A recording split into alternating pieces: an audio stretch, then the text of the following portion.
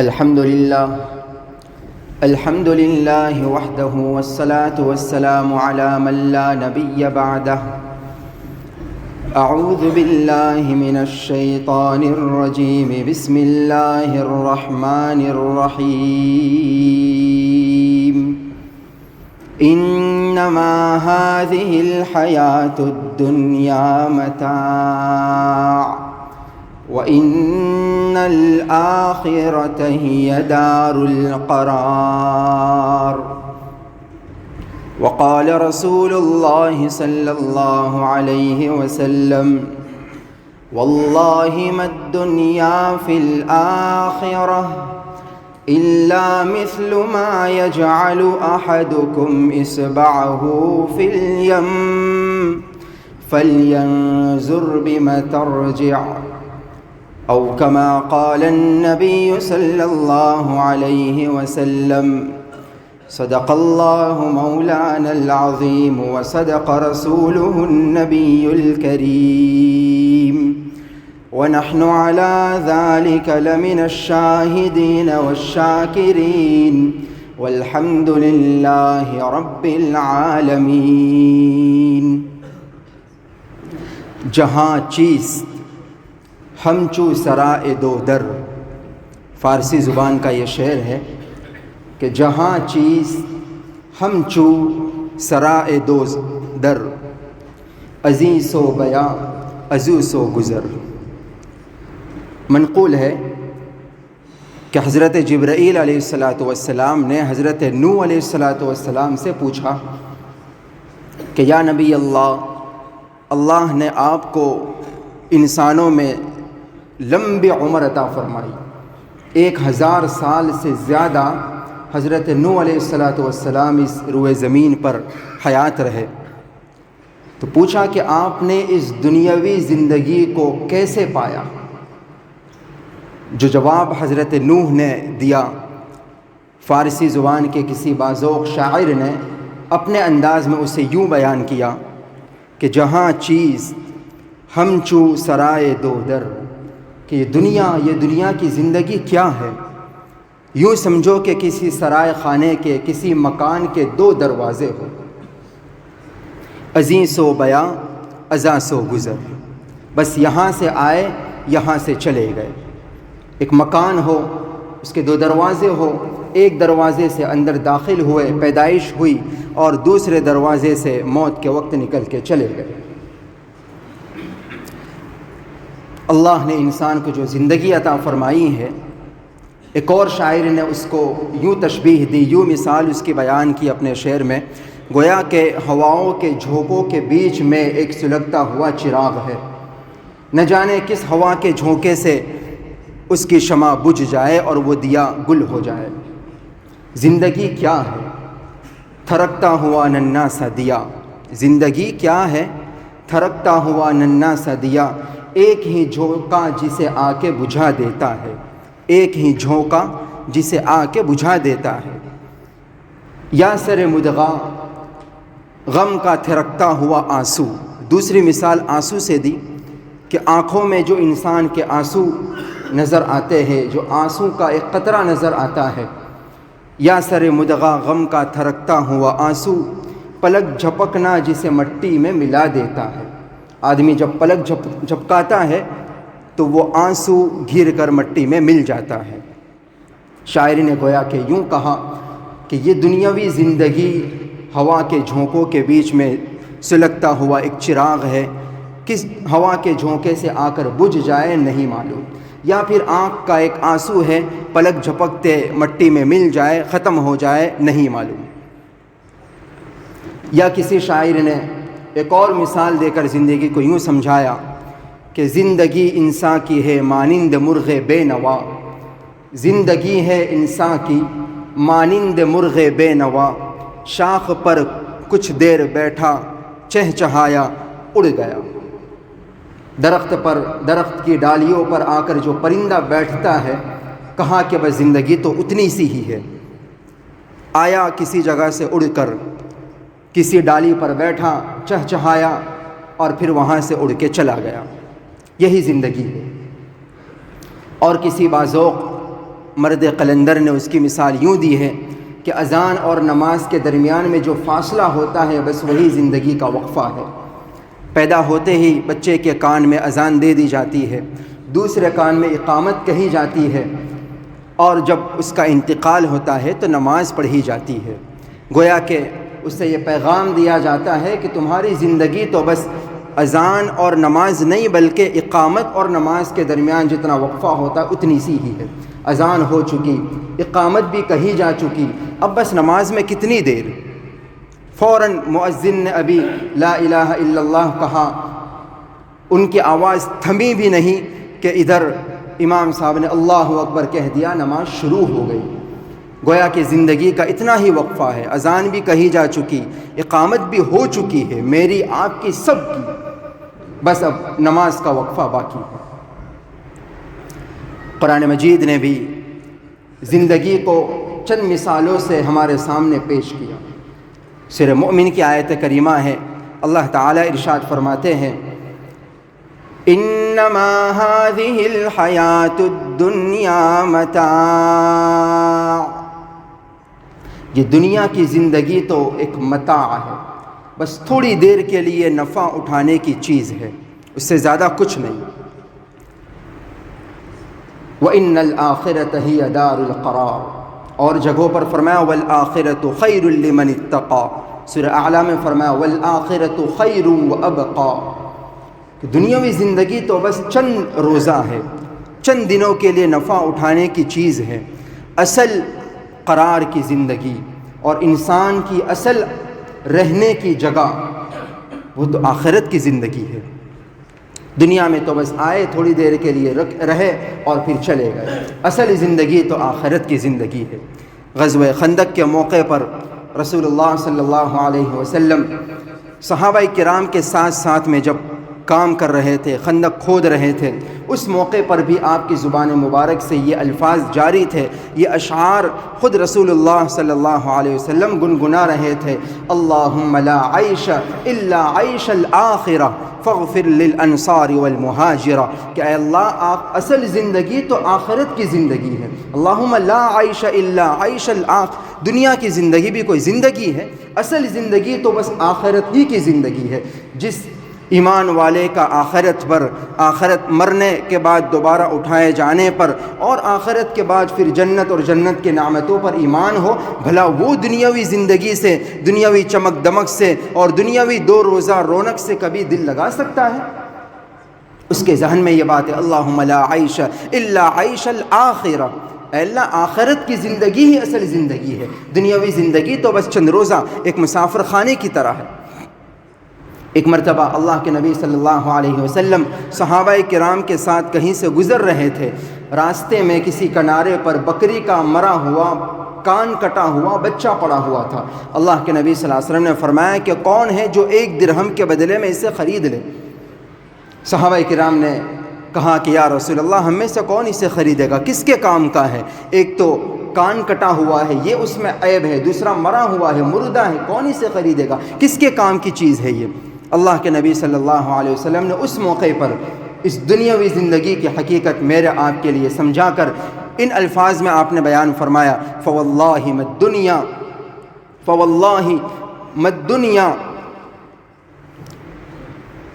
اللہ کے نبی صلی اللہ علیہ وسلم نے اس موقع پر بکری کے کان کٹے ہوئے مرے ہوئے بچے کی مثال دے کر اس کو سامنے رکھتے ہوئے یہ فرمایا فواللہ للدنیا اہون علی اللہ من ھذا علیکم، کہ جیسے تمہاری نگاہوں میں اس کان کٹے ہوئے مرے ہوئے بکری کے پڑے ہوئے بچے کی کوئی حیثیت نہیں ہے، کوئی 1 درہم کے بدلے میں بھی اسے لینا نہیں چاہتا، سمجھتے ہیں کہ یہ تو بالکل بحیثیت ہے۔ اللہ کے نبی نے قسم کھا کر فرمایا فواللہ، قسم بخدا، اللہ کی قسم، للدنیا اہون علی اللہ من ھذا علیکم، اللہ کی نگاہوں میں یہ دنیا جس پر آج ساری دنیا کے لوگ مر رہے ہیں، اللہ کی نگاہوں میں اس دنیا کی حیثیت اس مرے ہوئے بکری کے بچے سے بھی زیادہ کم ہے۔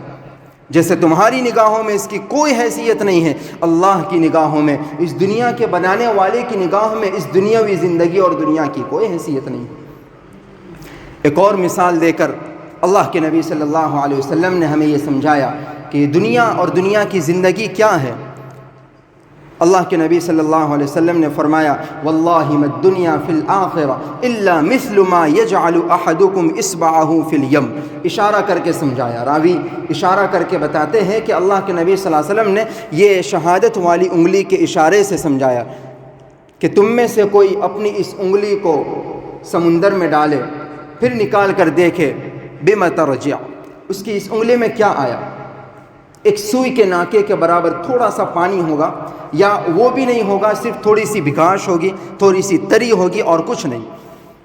فرمایا کہ یہی دنیا اور آخرت کی مثال ہے۔ وہ جو پانی سمندر میں بچا رہ گیا ہے، بالکل لا محدود لا تعداد، اور اتنا زیادہ پانی جو سمندر کا بچا ہوا ہے وہ آخرت کی زندگی ہے، اور تم نے انگلی ڈال کر نکالی اور تمہارے ہاتھ میں جتنا سا پانی آیا، یا پانی کی جو تری صرف تمہارے ہاتھ میں آ گئی، بس دنیا اور دنیا کی زندگی کی یہی مثال ہے۔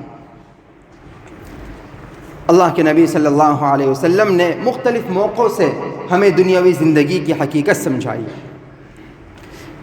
حضرت پیر ذوالفقار صاحب نقشبندی دامت برکاتہم نے ایک بہت اچھا جملہ فرمایا ہے کہ یہ دنیا اور یہ دنیا کی زندگی نہ آرام گاہ ہے، نہ تفریح گاہ ہے، نہ چراہ گاہ ہے۔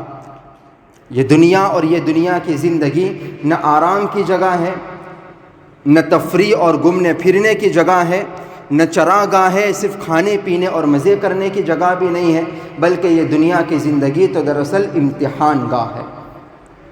آرام تو انشاءاللہ قبر میں ہوگا، قبر میں جانے کے بعد پھر قیامت تک سونا ہی سونا ہے، وہاں ہمیشہ کا آرام ملے گا انسان کو۔ جاگنا ہے جاگ لے افلاق کے سائے تلے، کسی شاعر نے کہا دنیا اللہ نے کام کے لیے دی ہے، یہاں جاگ لو، کام کر لو، اعمال کر لو۔ جاگنا ہے جاگ لے افلاق کے سائے تلے، حشر تک سوتا رہے گا قبر کے سائے تلے۔ تو اصل آرام کی جگہ تو قبر ہے، اور تفریح کی جگہ اور گھومنے پھرنے کی جگہ، کھانے پینے کی جگہ تو انشاءاللہ ایمان والے کے لیے جنت میں ہوگی۔ وہاں جا کر وہ گھومے گا پھرے گا، کھائے پیے گا، جو چاہے عیش کرے گا، وہاں ہوگا۔ دنیا اس کے لیے نہیں ہے، بقدر ضرورت آپ استعمال کریں۔ اللہ کے نبی صلی اللہ علیہ وسلم نے اس کی طرف بھی توجہ دلائی، انکم خلقتم للآخرہ والدنیا خلقت لکم، کہ یہ دنیا اللہ نے تمہارے ہی لیے پیدا کی ہے، لیکن یہ ہے کہ یہ دنیا تمہارے لیے بقدر ضرورت ہے۔ تمہارے لیے اللہ نے دنیا کو بقدر ضرورت بنایا ہے، اس کو ضرورت سمجھ کر استعمال کرو، اس کو مقصد نہ بنا لیا جائے۔ اللہ کے نبی صلی اللہ علیہ وسلم نے فرمایا کن فی الدنیا کأنک غریب او عابر سبیل، کہ دنیا میں ایسے رہو جیسے کوئی مسافر ہو یا راہ گزر ہو، جیسے کوئی اجنبی ہو، کوئی مسافر ہو، کوئی راہ گزر ہو۔ جیسے اس کو اگر کسی جگہ جانا ہو، یہاں سے مثال کے طور پر اگر احمد آباد جانا ہو تو احمد آباد جانے کے بعد میں وہاں ہمیشہ کے لیے نہیں رہتا اور وہیں کا ہو کر نہیں رہ جاتا، بلکہ وہ جانتا ہے کہ میں یہاں مسافر ہوں، چند دنوں کے لیے آیا ہوں، میرا اصل ٹھکانہ تو بڑودہ میں ہے، مجھے وہاں رہنا ہے۔ اور احمد آباد جاتے ہوئے راستے میں جو رکے گا، آنند رکا یا نڑیاد میں رکا یا اور کسی جگہ پر رکے گا، تو وہاں تھوڑی دیر کے لیے رکتا ہے، وہ جانتا ہے کہ میری اصل منزل مجھے جہاں پہنچنا ہے وہ احمد آباد ہے۔ تو یہ دونوں ٹھکانے اس کے لیے، جہاں راستے میں ٹھہرا وہ بھی اور جہاں جانا ہے وہ بھی اس کے لیے اصل ٹھکانہ نہیں ہے۔ اس کے ذہن و دماغ میں یہی بات ہوتی ہے کہ اس کا اصل ٹھکانہ تو بڑودہ میں ہے، اسے وہاں کام نمٹا کر آگے جانا ہے، وہاں سے کام فارغ ہو کر واپس بڑودہ اس کے اصل وطن میں آنا ہے۔ اللہ کے نبی صلی اللہ علیہ وسلم نے بس گویا کہ یہی ہمیں سمجھانے کی کوشش فرمائی ہے، کن فی الدنیا کأنک غریب او عابر سبیل، جیسے کسی کو کسی جگہ پہنچنا ہو تو راستے میں وہ بقدر ضرورت ہی ٹھہرتا ہے، اور وہاں جانے کے بعد بھی اپنا کام پورا کرنے کے بعد فارغ ہو کر واپس وطن میں آتا ہے، اور اس کی ساری فکر اپنے وطن سے متعلق ہوتی ہے۔ ایک سچے ایمان والے کے ذہن میں بھی یہی ہونا چاہیے کہ ہم دنیا میں ایک مسافر بن کر آئے ہیں، یہ دنیا ہمارے لیے ایک مسافر خانہ ہے، یہاں ہمیں ہمیشہ نہیں ٹھہرنا ہے، جانا تو ہمیں وہاں ہے، اصل ٹھکانہ تو انشاءاللہ ایمان والوں کا جنت ہے، اور اسی کی تیاری کے لیے اللہ نے ہمیں یہاں بھیجا ہے۔ دنیا میں آئے ہی اس لیے ہیں تاکہ وہاں کی کچھ تیاری کر کے جائے۔ جو یہاں سے بغیر تیاری کے چلا گیا وہ دراصل اللہ کے نبی صلی اللہ علیہ وسلم کی نگاہوں میں عقل مند نہیں ہے۔ اللہ کے نبی نے فرمایا الکیس من دان نفسہ وعمل لما بعد الموت، حقیقت میں عقل مند کہلانے کے لائق تو وہی شخص ہے جو اپنے آپ کو، اپنے نفس کو اپنے قابو میں کر لے، خود نفس کا غلام نہ بن جائے، جو جی میں آیا کر لیا کہتے شوق بڑی چیز ہے، نہیں، بلکہ نفس کو اپنے قابو میں رکھے، نفس کو دبا کر رکھے کہ جو شریعت اور سنت کے مطابق ہوگا وہی کیا جائے گا، جو اللہ رسول کو ناراض کرنے والا کام ہوگا چاہے نفس اور جی میں جتنا ہی تقاضا پیدا ہو نہیں کیا جائے گا۔ نفس کو اپنے کنٹرول میں رکھے، نفس کا غلام نہ بن جائے، اور وعمل لما بعد الموت، موت کے بعد والی جو حقیقی زندگی ہے اس کے لیے تیاری کرے، یہ اصل میں عقل مند ہے۔ اگر ایسا نہیں کرتا، بس دنیا ہی دنیا، دنیا ہی دنیا، گویا مرنے کا کوئی خیال ہی نہیں، تو وہ اصل میں بے وقوف ہے۔ بہلول دانا ہارون رشید کے پاس جایا کرتے تھے، اچھی دوستی تھی، ہارون رشید کبھی کبھار ان سے ہنسی مذاق اور دل لگی کر لیا کرتے تھے۔ ایک مرتبہ مذاق میں ہارون رشید نے کوئی لکڑی نکال کر بہلول دانا کو دے دی اور کہا کہ یہ دنیا میں تم سے زیادہ جو بے وقوف آدمی مل جائے اس کو دے دینا۔ مذاق میں کہا، مطلب یہ تھا کہ تم تو بڑے بے وقوف آدمی ہو۔ بہلول دانا نے چھڑی رکھ لی اور روانہ ہو گئے۔ برسوں کے بعد جب ہارون رشید کا آخری وقت آیا، بہلول کو پتہ چلا، وہ عیادت کے لیے تشریف لائے، اور ہارون رشید کے پاس پہنچنے کے بعد ان سے دعا سلام ہوا، خبر پوچھی، تو کہا کہ بس اب تو آخری وقت ہے، سفر ہے آخرت کا۔ کہا کہ آخرت کا سفر ہے، کہا کہ واپس کب آؤں گے؟ ہارون رشید کہنے لگا کہ وہ ایسا سفر ہے کہ وہاں سے کوئی واپس نہیں آتا، کوئی نہیں آتا، جو ایک بار وہاں چلا گیا وہاں سے کبھی نہیں آتا، وہ تو ایسا سفر ہے۔ بہلول دانا پوچھنے لگے کہ اچھا پھر وہاں کے لیے کوئی تیاری، آگے لاؤ لشکر سامان بھیجا یا نہیں بھیجا آپ نے؟ ہارون رشید کہنے لگے کہ کیوں بے وقوف جیسی باتیں کرتے ہو، یہ تو آخرت کا سفر ہے، دنیا کے سفر کی طرح نہیں ہے کہ وہاں پہلے سے لاؤ لشکر بھیجا جائے، وہاں تو انسان کو تنے تنہا اکیلے جانا پڑتا ہے۔ ہارون رشید سے بہلول دانا کہنے لگے کہ بھئی دنیا میں تو تمہارے جب بھی چھوٹے موٹے سفر ہوا کرتے تھے، پہلے بڑا لاؤ لشکر اور ساز و سامان کے ساتھ تمہارا جتھا وہاں پہلے پہنچ جاتا تھا، تمہارے لیے تیاریاں ہوتی تھی، پھر تم وہاں جاتے تھے، اور اتنا لمبا سفر ہے، کبھی وہاں سے واپس بھی نہیں آؤں گے، اور کہہ رہے ہو کہ وہاں کے لیے کوئی لاؤ لشکر نہیں بھیجا۔ کہا کہ انہوں نے، بہلول دانا نے وہ لکڑی اپنے پاس سے نکالی اور ہارون رشید کو پکڑاتے ہوئے کہا کہ تم نے جو مجھے یہ امانت دی تھی آج میں تمہیں کو واپس کر رہا ہوں۔ میں نے دنیا میں بہت تلاش کیا لیکن آپ سے زیادہ بیوقوف مجھے کوئی نہیں ملا، اس لیے کہ اتنا لمبا سفر ہے، اکیلے جانا ہے، وہاں سے واپس بھی نہیں آنا ہے، اور تم نے وہاں کے لیے کوئی تیاری نہیں کی ہے، تم سے بڑا بیوقوف دنیا میں کوئی نہیں ہے۔ آج لوگوں کو یہ تو فکر ہے کہ میرے دنیا سے چلے جانے کے بعد میرے بچوں کا کیا ہوگا، لیکن یہ سوچنے والے بہت کم ہیں کہ میرے جانے کے بعد خود میرا کیا ہوگا۔ اس طرح کے واقعات اور حادثات جب موت میت کے ہمارے سامنے پیش آتے ہیں، حقیقت یہ ہے کہ یہ ہم سب کے لیے درس عبرت ہوا کرتے ہیں، یہ ہماری عبرت کے سامان ہے۔ حضرت عمر رضی اللہ تعالی عنہ نے تو اپنی انگوٹھی پر یہ لکھوا لیا تھا، کفا بالموت واعظا یا عمر، کہ اے عمر موت کا جھٹکا اور موت کی یاد تمہارے لیے نصیحت حاصل کرنے کے لیے کافی ہے۔ انسان اگر موت کو یاد کر لے، آخرت کا تصور کر لے، مرنے کے بعد کی زندگی کو سوچے، تو دنیا کی چمک دمک اور دنیا کی رونقیں آخرت کے مقابلے میں اس کو ہیچ نظر آئے گی۔ یہ دنیا کوئی جی لگانے کی جگہ نہیں ہے، یہ عبرت کی جگہ ہے، یہ عبرت کی جگہ ہے، وہاں کی تیاری کے لیے ہے۔ حضرت خواجہ عزیز الحسن مجذوب غوری رحمۃ اللہ علیہ جو بہت بڑے اللہ والے اور مجذوب گزرے ہیں، ان کے بڑے مشہور اشعار ہیں، اس موقع پر آپ حضرات کی خدمت میں عرض کروں، عبرت کی نگاہوں سے انہیں سنیے۔ اللہ والے کے ایک مجذوب اللہ والے گزرے ہیں، ان کی زبان و قلم سے نکلے ہوئے یہ اشعار ہیں، بڑے عبرت انگیز اور نصیحت آموز اشعار ہیں۔ وہ فرماتے ہیں اجل نے نہ کسرا ہی چھوڑا نہ دارا، اسی سے سکندر سا فاتح بہارا، ہر ایک لے کے کیا کیا نہ حسرت سی دھارا، پڑا رہ گیا سب یوں ہی ٹھاٹھ سارا، جگہ جی لگانے کی دنیا نہیں ہے، یہ عبرت کی جا ہے تماشا نہیں ہے، ملے خاک میں اہل شاہ کیسے کیسے، مکی ہو گئے لامکاں کیسے کیسے، ہوئے نامور بے نشاں کیسے کیسے، زمیں کھا گئی آسماں کیسے کیسے، جگہ جی لگانے کی دنیا نہیں ہے، یہ عبرت کی جا ہے تماشا نہیں ہے، جگہ جی لگانے کی دنیا نہیں ہے، یہ عبرت کی جا ہے تماشا نہیں ہے، تجھے پہلے بچپن نے برسوں کھلایا، جوانی نے پھر تجھ کو مجنوں بنایا، تجھے پہلے بچپن نے برسوں کھلایا، جوانی نے پھر تجھ کو مجنوں بنایا،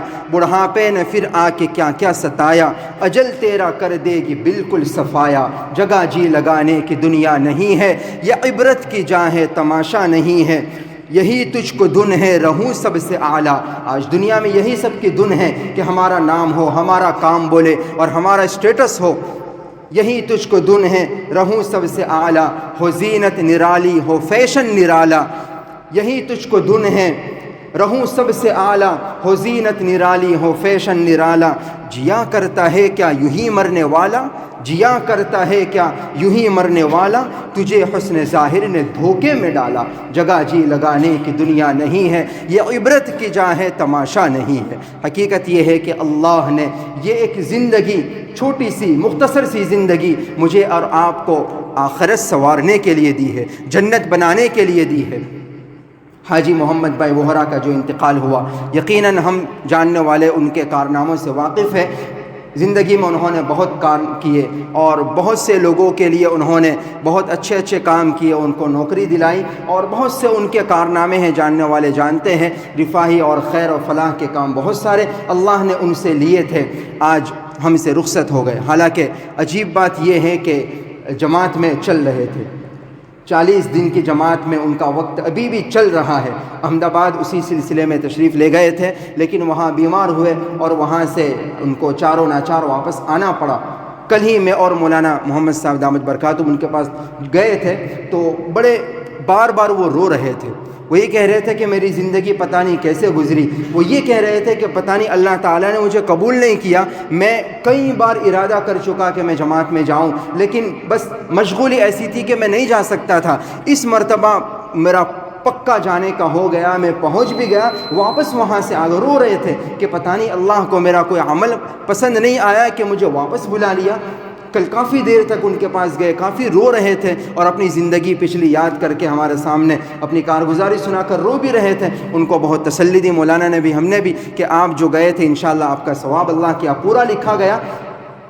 جماعت میں وقت چل رہا تھا، وہاں سے واپس آئے، اللہ نے کیسی مبارک موت، جمعہ کا دن ہے، گویا کہ جماعت ہی میں، اور کل ہی یہ کہہ رہے تھے کہ بس میں 1-2 دن میں اچھا ہو جاؤں گا، مولانا کے ساتھ پھر سے جڑ جاؤں گا، یہ انہوں نے کہا بار بار۔ تو یہ واقعی جو زندگی اچھی گزارتا ہے، وہ مقولہ ہے کہ جیسے جیوں گے ویسے مروں گے، جیسے مروں گے قیامت کے دن ویسے ہی اٹھائے جاؤں گے، اور اسی طرح پھر حشر ہوگا۔ بس ہمیں عبرت حاصل کرنا چاہیے کہ یہ زندگی اللہ نے ہمیں آخرت سنوارنے کے لیے دنیا میں رہے، دنیا کی زندگی سے فائدہ اٹھائے، دنیا کے ساز و سامان سے لطف اندوز ہو، لیکن شریعت کے دائرے میں حلال طریقے سے ضرورت کے بقدر۔ اصل مقصد آخرت ہے، اسی کو ہر وقت پیش نظر رکھنا چاہیے۔ اللہ تعالی مرحوم کی اور دیگر تمام مرحومین کی بال بال مغفرت فرمائیں، ان کے درجات کو بلند فرمائیں، ان کی زندگی کے تمام حسنات کو قبول فرمائیں، سیئات سے درگزر فرمائیں۔